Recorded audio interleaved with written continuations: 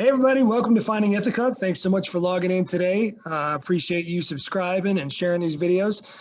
Today we're going to be doing a commentary on the story that we read together about persistence. There was two stories, one with two frogs that fell into a well, one gave up and one kept going, trying to hop his way to the top. There was another one about a donkey that fell into a well, and every time the farmer would throw dirt in his back, he'd shake that dirt off, he'd step up on the dirt until he got to the very top. So persistence is the topic of our conversation today. I got a good friend of mine. Good friend sticks closer than a brother. This is actually my brother, Jordan Van Dyke. Jordan, thanks so much for joining us today on Finding Ithaca.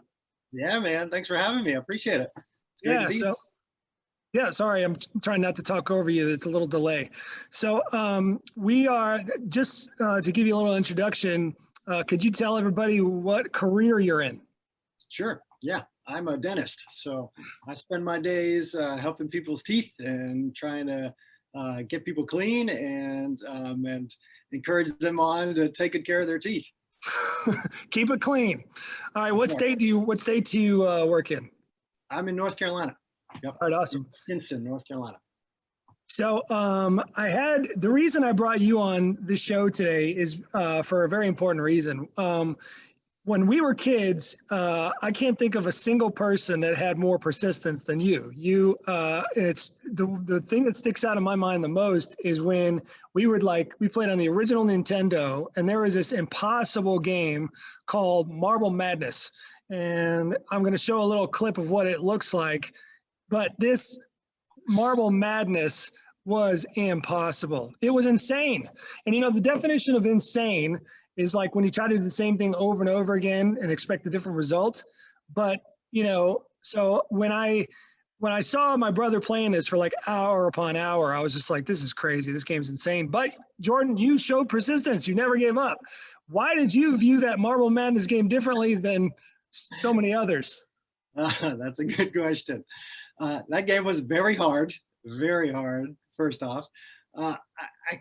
Every time I would play a little bit better and I would get a little bit farther, my marble would go just one more a little bit further. And I felt like I was encouraged by the fact that I could get a little bit better. So I didn't feel like it was insane for me because I was improving every little bit. Yeah. Every step I'd get closer to the goal, to winning the level, winning the game. We do this little thing in my guidance lessons. We go little by little and bit by bit. I'm improving every day. And you like live that. And you not only did it in video games, but you did it in life. I mean, you experienced a lot of difficulty, challenges becoming a dentist. What's your secret to persistence in your career? That's a great question too.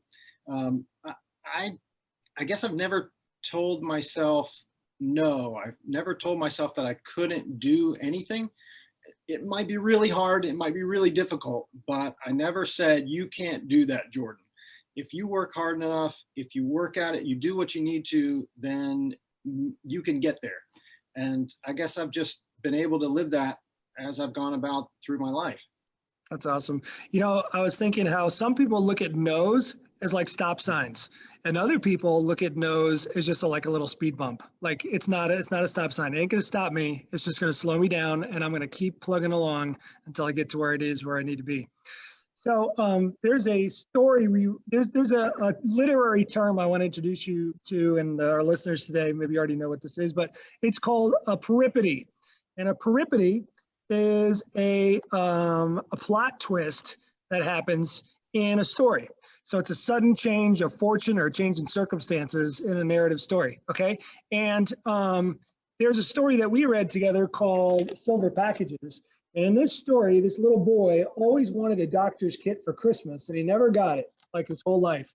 And he kept wanting it, and he kept not getting it. And then he grew up, and you hear about how he grows up and moves to a different city, and then he comes back to where he lives. And at the end of the story, you see a little girl is waiting for a train, and she wants to grab a silver package, but she falls, and the guy comes back. His name is Frank, and he says, "Don't worry, my name is Frank, and I'm a doctor." So he actually, that was a huge plot twist. You didn't see it coming, but it happened.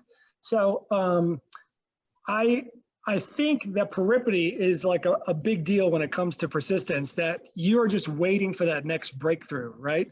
So, we're trying to hold tight to hope in the midst of difficulty.